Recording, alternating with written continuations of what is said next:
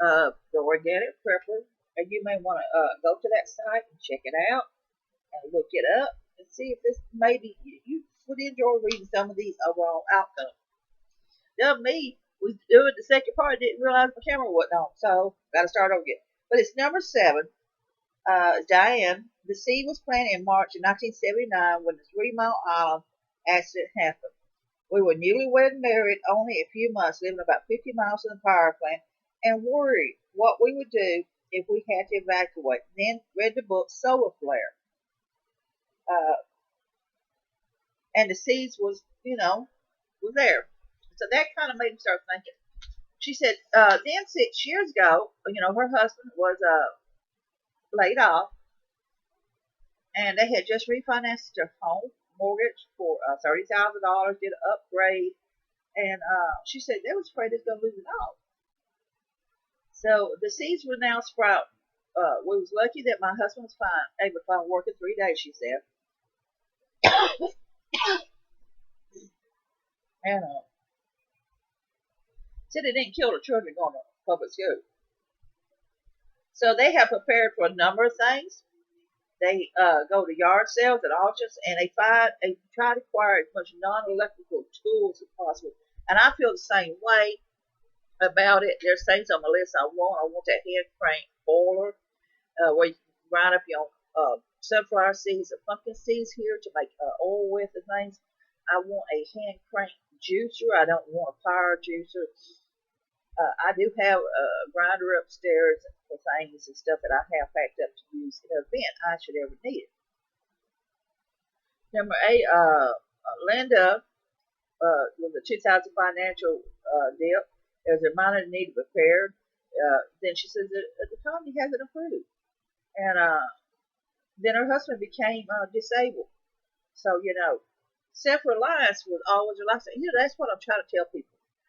You see a lot of these YouTube sites and these sites, and they're all just, look at me, and I'm good looking, and I'm healthy, and, I can do anything. And then they'll call, I've had to make some nasty comments. You're just a fat effing whatever. You wouldn't make it. You got to be physical fit, and you got to be this. I'm going to tell you what, a lot of these people here was physical fit people. They worked, they exercised, they was active. But then Mother Nature or man-made, something happened to them. So they had to reroute their thinking, had to reroute their prepping situation. But it doesn't make them any less, probably makes them far better prep than some of y'all, because y'all just fool yourself. Because when you have a nerve to tell me that I'm this and this and this, and I come back with my responses, you can learn something from these people. Yes, can we become victims? Of course, we are prime target. People with limits, people who are in wheelchairs, people who are blind, senior citizen people, they are targets for marauders. And I'm going to tell you something. Just because you think you're prime and healthy, and you're in perfect shape, you look good, you look like you need to be sitting on a magazine holding a fake gun, doesn't mean they won't come from you and kill you just as easy. Shoot, no. I get riled up. My accent comes out really strong when I get irritated about something. I'm terribly sorry. Can't help it. Can't help it. Can't help it. It comes out strong. People says they can't understand a word I say when I get so mad. Woo-wee, I get riled up. And I get riled up these people who think they know everything about people who's handicapped and limited. Shoot, yeah, I do. I get mad. And then number 9 is April. She said her and her husband lives in a rural area, and they live in a university, and they love disaster movies, so they just started basically doing some minor prep, made sense of prep, and well buckets and water filtration backup, but and burns wood and does propane heat. Now they said, of course, the only thing that's vulnerable is their 140-foot well. What they need to think about doing is you converting some solar and wind power systems added to the pump, and maybe use both to make sure they have water. Number 10 is Vicky. They said we live on an island where we are isolated for the most part of 4 months of the year, so prepping is a necessity for those months.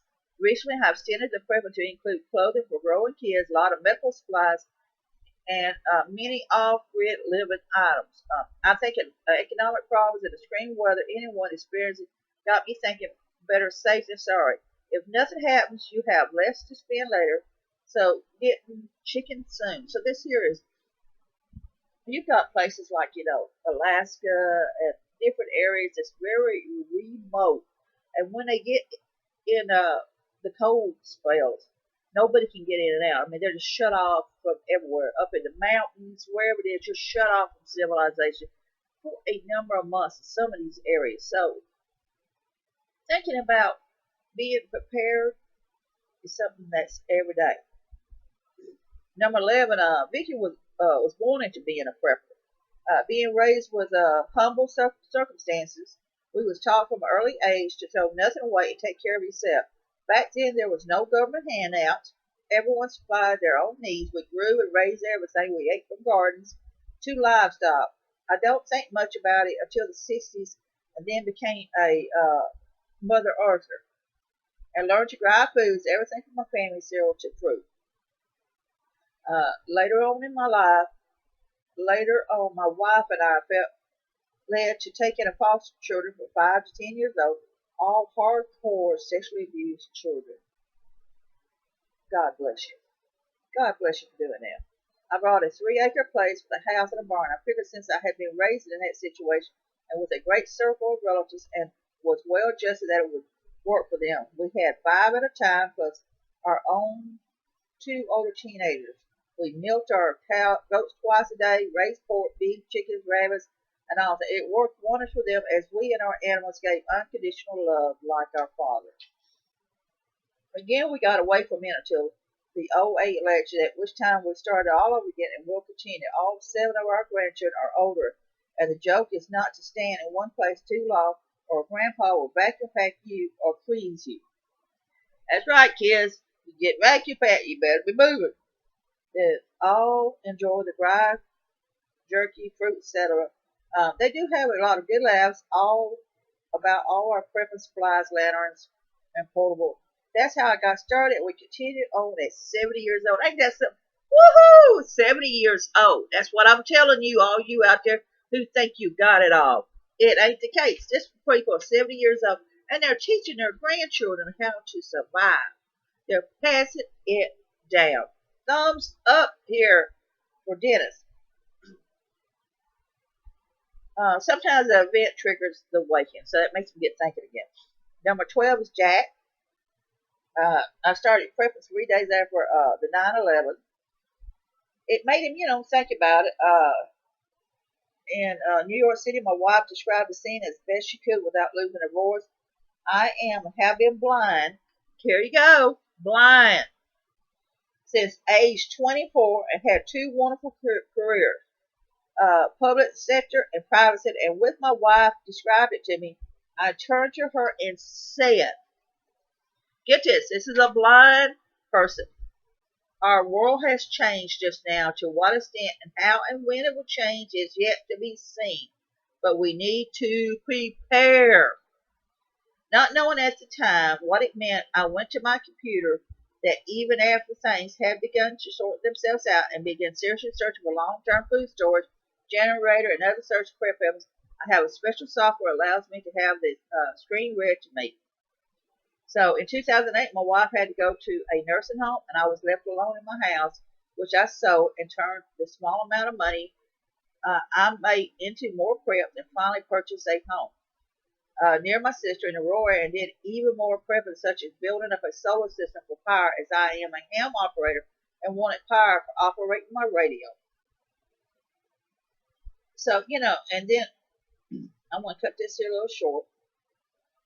But what got me started, I had in mind in it idea that it would come to this ever since high school.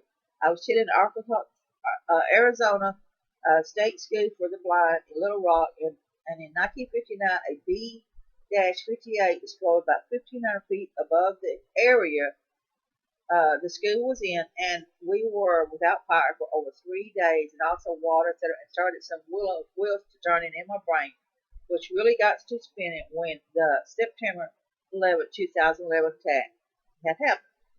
Number 13 is Betty. Watching the news and realizing I was seeing what I was seeing going on in the world, terrorism, economics, and on and on. I'm a Christian. I knew from Scripture what I was seeing coming to pass and set in place to happen. When I saw all the front tents, four tents, and for sales, I hadn't seen in 40 years of living in my town, and the jobs started leaving mills, closed and now. I talked a family member to putting out the 401k and paying off their mortgage and saved their home. The only employed family member got laid off. They would have lost their home. Blessings from the Lord. So, uh, this here, seeing things and everything, just every day, and seeing her town slowly drying up, people losing their jobs and stuff, made Betty start prepping. Number 14 is Ray. I have always been interested in being self-defense ever since my early 20s. I'm 66 now. I have had a garden when I lived where I could have one, and tried to learn a new skill or raise a new veggie every year. I raise bees, hogs, now raise dairy goats, and a few cattle. I can most things. I can most things rather than freezing. I tell people all the time, don't get freezing happy because something happened, I'd be all gone. But that was for long-term self-position. There's two things that got me switched over to prepping literally overnight. The first was the 2000 economic tanking and the government's response to its debt. All shows and continue to show that we are in for some real pain. The second was the election of, he did like Obama.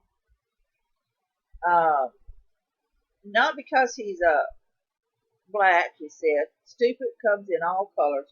But because I listened to what he said, it took him at his word that he meant every word of it. The course and direction that he was taking the country in post-election, the things he said and did made me firmly believe that if he's accomplished his stated goals, there will be nothing left of America that I grew up in. Sadly, he seems to have succeeded. Now, of course, I want to kind of skip that. Just let me put it this way: he's just not happy with that. He is not happy with man. He's got food and water stored up. He has a rainwater collect. He just finished a rainwater collection system and built a number of things. Number 15 was the Nautilus. It was the Y2K. Thank goodness nothing didn't happen. People was concerned over. They did a survival situation. So some once they started after the Y2K, they just kept doing it because something else could happen. Number 16 is Teresa. My desire to protect my family from the H1N1 started my prepping journey. It started out gradually by purchasing N95 face masks. She did boots and all this stuff. So her concern was the viruses that was going out. This is what got her started prepping. For other, it was the influence of another person that woke them up. Occasionally, something that doesn't affect others was intimate to prepare speaks to you in a different way. Sometimes it's popular culture, and others sometimes it's an influential personality. Maybe some of my stuff will help some of you out there. I'm trying to get some of you people out there. You don't have to be huge preppers, but start putting up some extra food, put some extra water, get some non-electrical appliance. Start thinking about your family in situations like this. 17, Crystal says, okay, my story is going to sound a little ridiculous, but it happened and now I prep. My husband was a prepper before I came along. He would always try to talk to me about it, but I would shut down the conversation because I didn't want to hear it. And that's what I say, you have to be careful. I was scared to think of what could happen, scared of the tough decision I would have to make for my kids, my husband, and I came across The Walking Dead on New Year's. It had a marathon on my husband and I sat down to watch from the beginning since we had missed so much. It was like the hands of God slapped me and said, you will do this and there will be no fear. You hear this? Zalba, as I like to say. It says, she's talking about there will be no fear and you will do this. You will do this and there will be no fear. There we go. I got it correct. That was 5 years ago. I have looked back and I have no fear. My kids are on board and we prep as a family. And that's important to prep as a family in a situation like that. Number 18 is reading Ron Paul. That's all it said. Number 19 was Vanessa. Finally listening to my husband. He'd been preparing for a while. And basically all the circumstances. And once we had kids, she understood it. So they started doing their prep. She finally went on board and started doing the prepping thing.